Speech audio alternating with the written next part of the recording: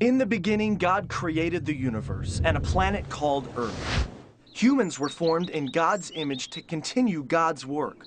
But soon, humans decided we want to live our way, not God's. Selfishness and violence filled the world, so God started over with just one family.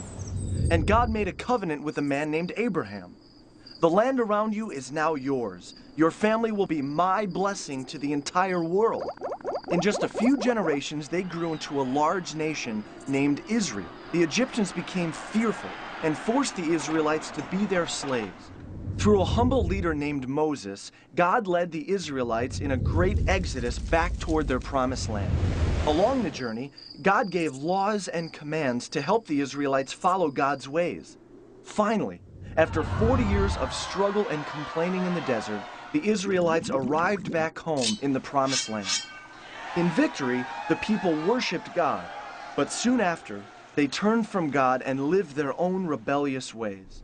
This became a pattern from generation to generation. Now living back in their promised land, Israel continually struggled to follow God's ways. So Saul became Israel's first king. But he led the country poorly and turned his back on God. So God chose a courageous young man named David to be king. God blessed Israel greatly under David's leadership. David passed on his throne to his son, Solomon, who was full of God's wisdom. Solomon built a magnificent temple, but as the years passed, Solomon strayed from God, and the country was torn apart in civil war.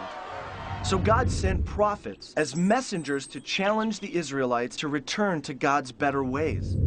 But they wouldn't listen.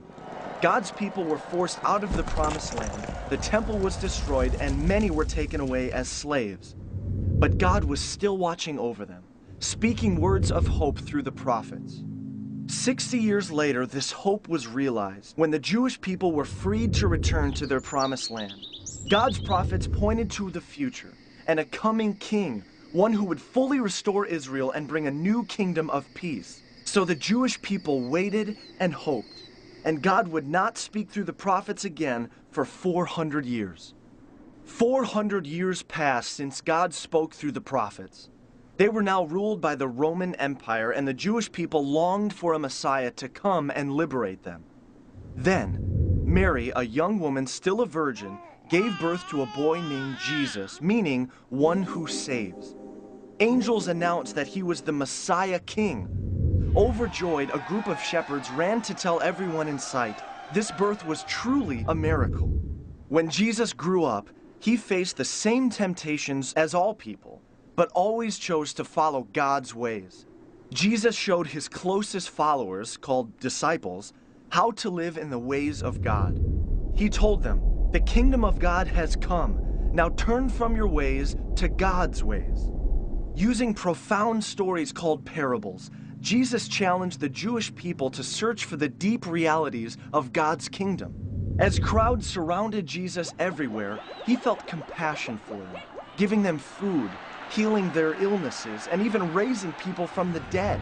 Jesus was a different kind of king than expected.